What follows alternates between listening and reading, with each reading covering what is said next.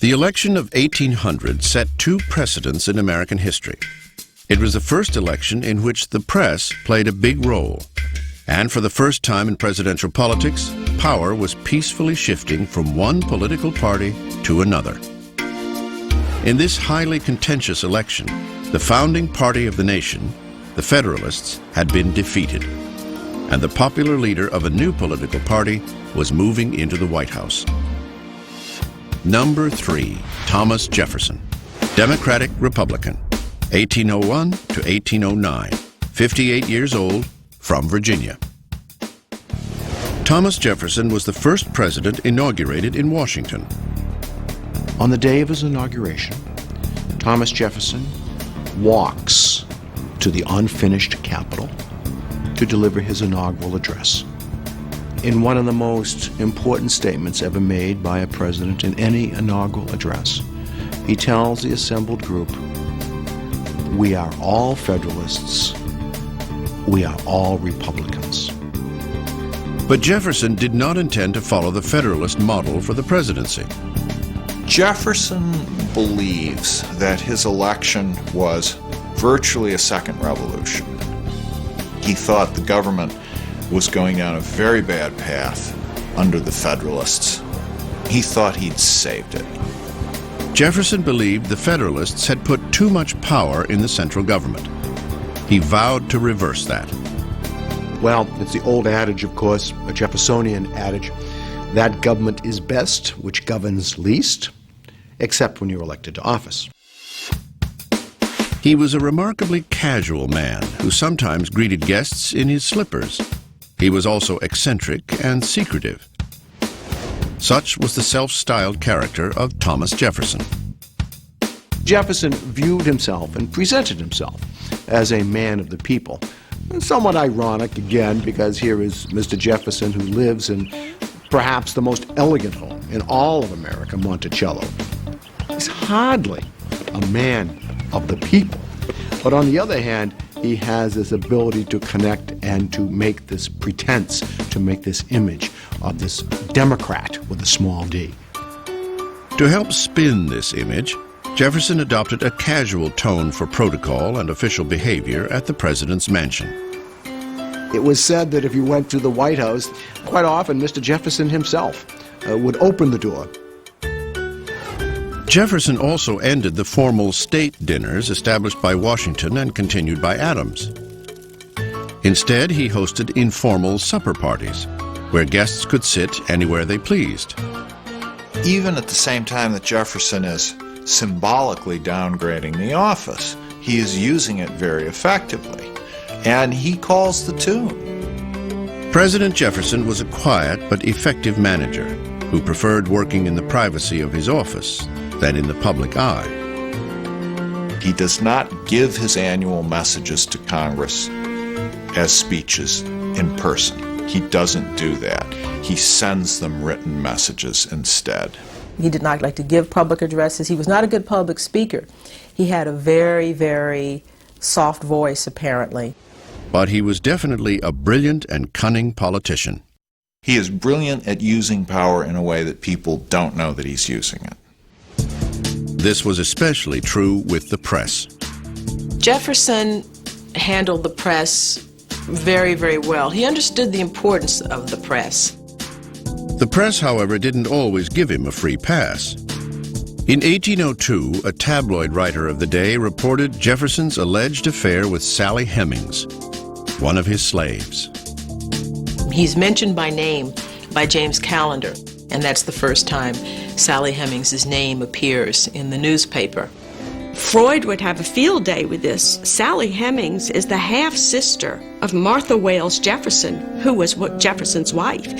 She is the daughter of Martha's father and a slave woman. Jefferson skillfully managed the scandal by doing nothing.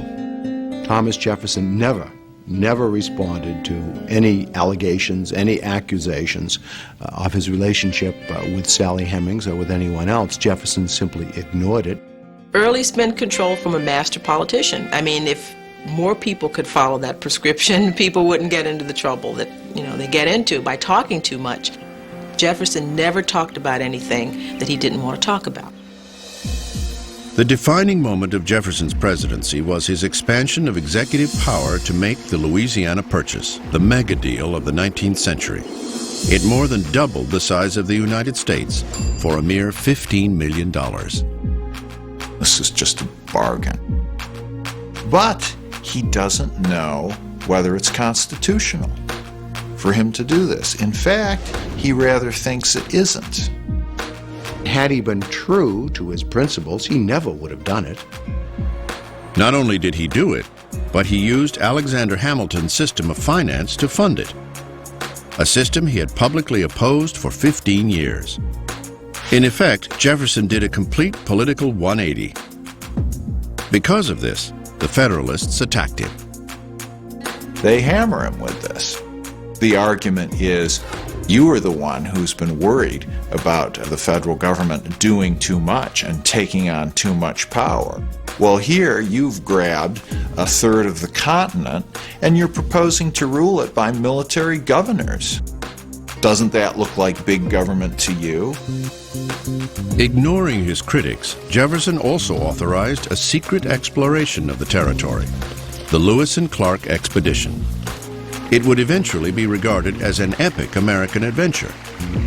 But when Jefferson sent a secret message to Congress requesting money for the mission, his enemies screamed that it was an unconstitutional military foray.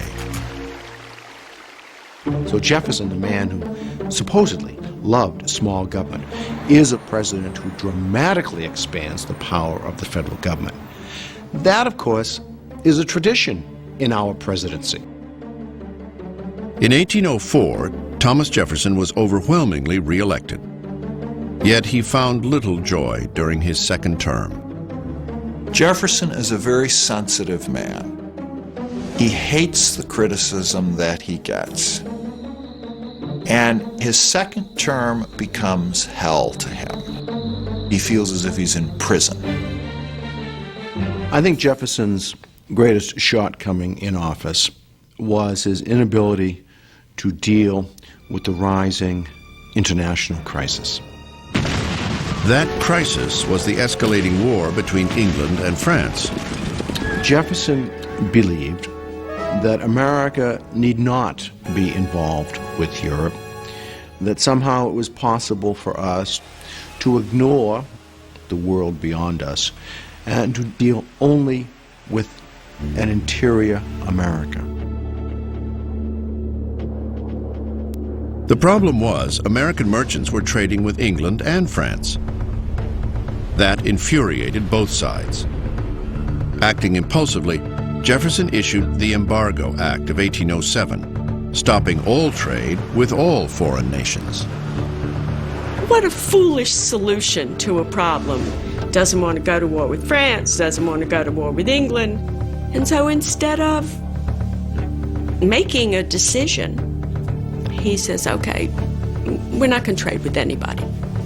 Well, this is not a statesmanlike decision, and it's disastrous for New England trade. The Embargo Act of 1807 was extremely controversial, and it really sank his second term. By 1808, Thomas Jefferson was tormented by migraine headaches. The presidency had aged him considerably. Jefferson came to hate the presidency so much that he left it off his gravestone. Yet his achievements remain unparalleled in American history. He took the oath of office intending to change the power of the presidency. And indeed, he did. Thomas Jefferson kept 2 bear cubs at the White House. They were given to him by Lewis and Clark and housed in cages on the South Lawn.